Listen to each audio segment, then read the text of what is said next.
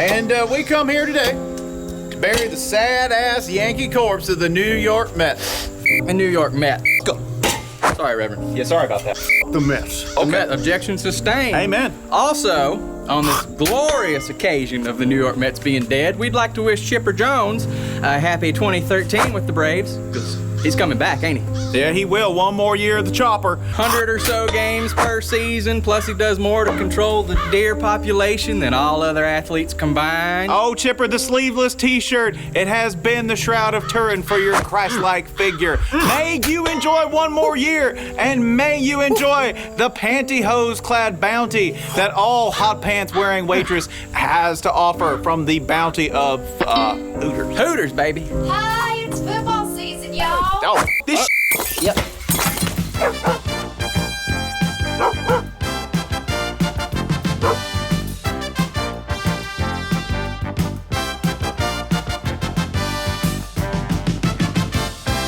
I'm Spencer Punton.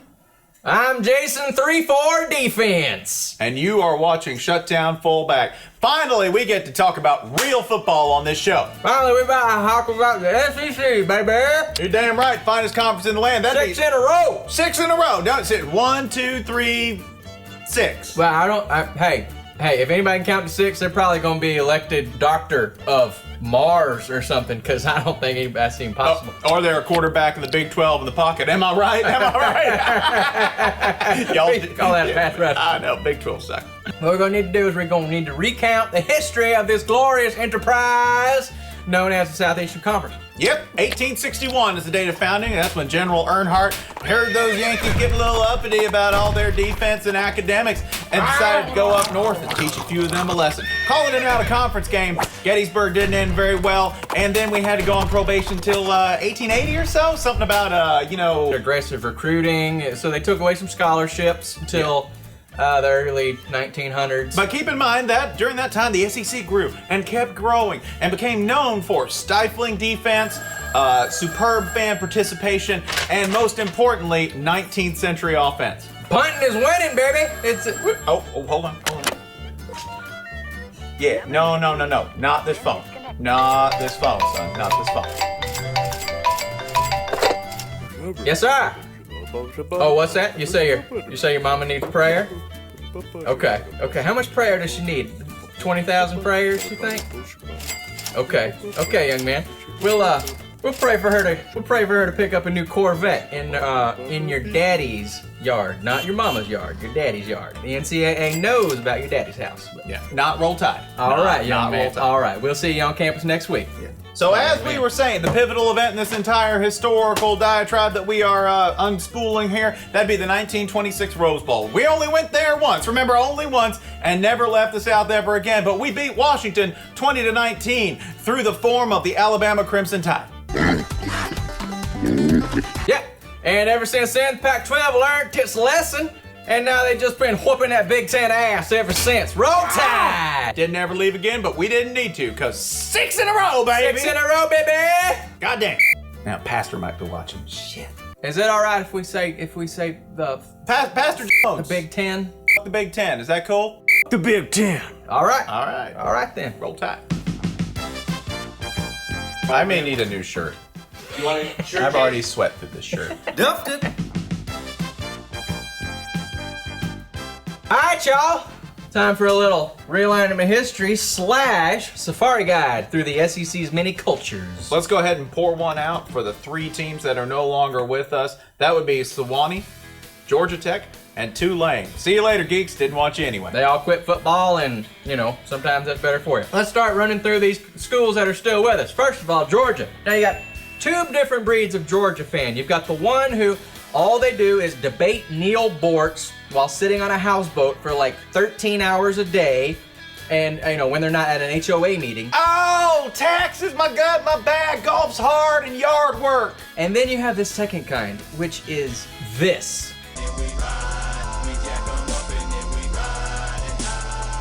Florida. Remember, if any fan base in the SEC were to get arrested for weed possession while making a rap video, it would actually be the only other member of the AAU besides Vanderbilt. That's right, the Gators.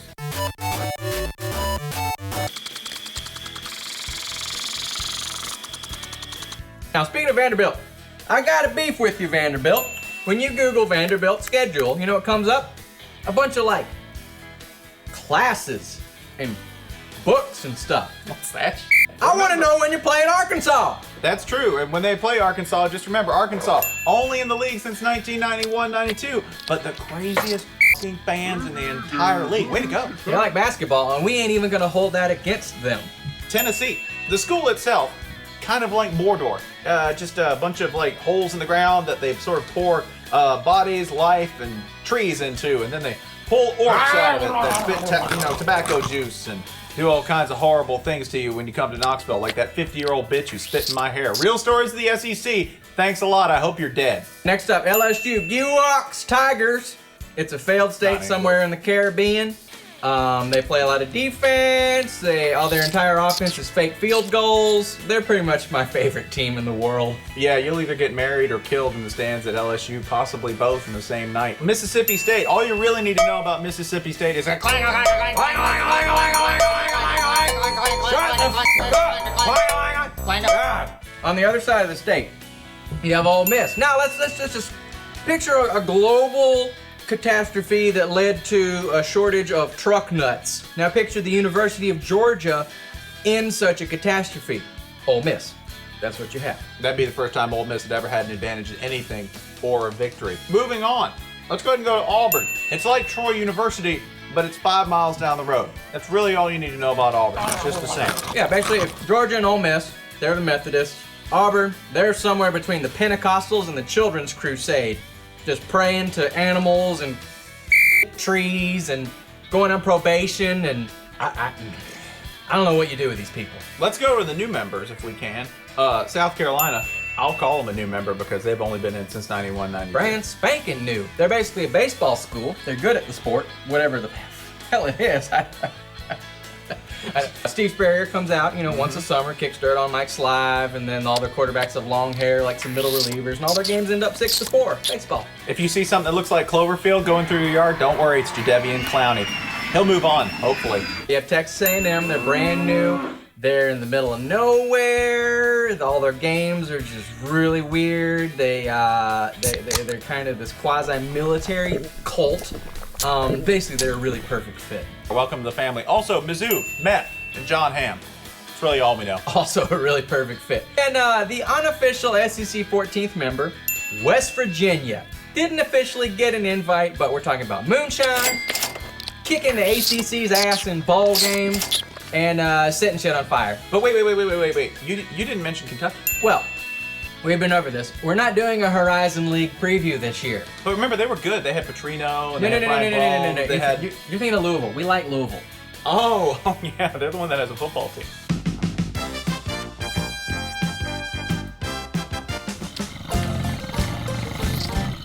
I like hot dogs in a summer babe. All day, I like hot dogs. Feed them to my summer babe. Eat them, babe. Yeah.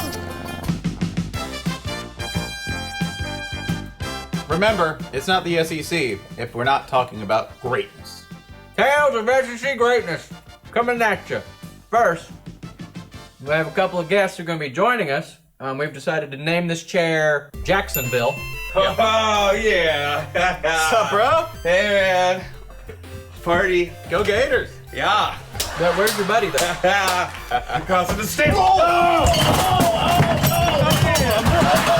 Excuse me. Sure, man. That's what we do. Sick 'em. Go Dogs. Go Dogs. What's up, man? All right, we were just sharing a couple of our stories about SEC greatness. For instance, once at the cocktail party, I watched an old man beat another old man up, knock him out, and then continue walking without helping. I was there. Yeah, that was me. Once at a Bama game, witnessed a Bama fan talking shit to a Georgia State fan.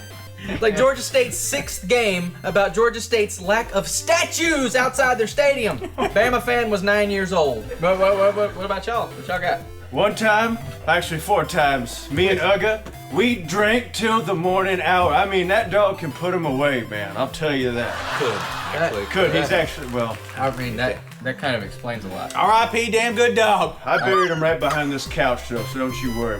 We'll smell him anyway. I mean, Oh man, my friend, man, he just like peed in this empty beer cup and set it down. The next thing you know, everybody at the game was drinking it.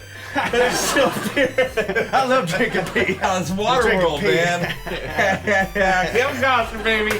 And to that LSU fan I saw who endoed his truck into a ditch and just kept on going so he could make it only 15 minutes late to the Florida LSU game in 2009. God bless you, sir. I once saw a Kentucky fan give a fuck about football. Oh, I don't believe that. All right, I'm lying. It doesn't look like the world's We're largest gonna need the friendship paramedics. He just needs some proc. Give him some proc. I'll feed him. Proc him up. Hey, girl. Hey, girl. Hey, girl. Why don't you volunteer for something I got? Hey, I'd say she's a 4-star right there. I gotta say, you volunteer. All right, y'all. Time for the Big 11 speed. The Big 11 team. SEC version. Hot seat rankings coming at you. Number 14, the most unfireable coach in the SEC, Kentucky Wildcats coach Todd Graham. Whoa. I don't even know where he came from. That just happened. Shit. Number 13, I'm going to go ahead and say Gene Chizik, a.k.a. Tuco from Breaking Bad. Remember, Sinaloa's finest college football coach. He's the first guy to win a national title at Auburn. Not really, but they haven't won it in a really long time because they haven't been very good at it. Number 12, Mr. Gary Pinkel, because look at that face. Oh. How are you going to fire that face? baby. Mr. Pinkel. I'm going to go ahead and next at 11 put Kevin Sumlin at Texas A&M. He's in danger because calling over 50 passes a game and getting over 500 yards of offense, that's a fireable offense via SEC charter laws. Ooh. Number 10, I'm going to go with Mr. Les Miles, because if you try to fire him, somehow he ends up being president of your university, and good God, we don't want that to happen. If you kill him, it'll only make him stronger and banana flavored. That's the weirdest part. Number 9, I'm going to go ahead and say Dan Mullen doing a fine job at Mississippi State. Secure low expectations. And remember, they've only beat Ole Miss, but in Mississippi, if all you've taken is someone else's trash heap, it's still your trash heap. There's trash heap. Bring it on, Miss. Number 9 or so. I went to Georgia Public High School, so 9 or so. Hugh Freeze. How can his seat be hot when his name is Hugh Freeze? Oh, wordplay! Huh? Let's go ahead and go to number 7. I really like Mark Richt in this, not because his seat is literally hot, but because it is figuratively hot because of those sexy cut khakis. That goatee does wonders for his seat somehow. Number 6, I'm going to take Steve Spurrier, because there's always the risk that Dan Snyder might buy the entire state of South Carolina and then sue it. Yeah, that oxygen charge, it's new, and you'll have to pay it, South Carolina, and you can't move because that membership fence that Dan Snyder put around the state, it's tall and manned with dogs. That's bullshit, Dan Snyder. Number 5, Dan Snyder could ruin South Carolina. I really don't think James Franklin could ruin Vanderbilt because 1, he's the best coach they've had in a very long time, but 2, he's also the coach at Vanderbilt, which means people might literally forget who he is. Yeah, that's true. Number 4, I'm going to take Derek Dooley. Some would rank him number 1, but Derek Dooley ranked number 1. That's never going to happen. So why would he be there? He wasn't even number 1 in his dad's heart. Number 3, let's go ahead and take Will Muschamp of Florida. I'm going to go ahead and say number 3, he's hottest because the demands are high at Florida. Also, he's literally made of thermite, firecrackers, and some unknown substance that came in a jar from Thailand. Number 3 or 2, John L. Smith at Arkansas. I don't know who in the world would fire a man on a 10-month contract. Also, his seat is hot because he has pissed himself. Remember, consult your urologist if your piss is hot for longer than 0 seconds. And then number 1, hottest seat in the SEC, Dallas Cowboys coach Nick Saban. You know, when Jerry Jones fires one of his coaches, he just rams their soul right into a jar and keeps it in his basement. He can do that. Dave Campo is currently in a Fresca can with the tape over the lid. You got the Wade Phillips. He's in a bucket, but you know, he's trying to make his way over to the Nick Saban jar. And, hey, would you eat Nick Saban if you could? Like, just his spirit, just huff it? well, it'd be like the black shit in Prometheus. It'd make you better and dead. That's good football humor. Oh, and on a serious note, I really don't know how much longer I can do this. Oh, why's that though? I got a job. SEC degree finally paid off. What trade are you employed at? I am a comestible deliveryman, a motorist. Wow. So, you'll excuse me, I need to go put this Auburn degree to use. On your way to a higher tax bracket, I see. More damn evil. All right, y'all. Well, I guess this is my show now, so we're gonna talk nothing but the Dooley family. Do we got any Tennessee fans in the house? Hey, this is the Tennessee show now. Nothing but Dooleyisms coming at you. It's getting so dark in here. You're a volunteer, huh?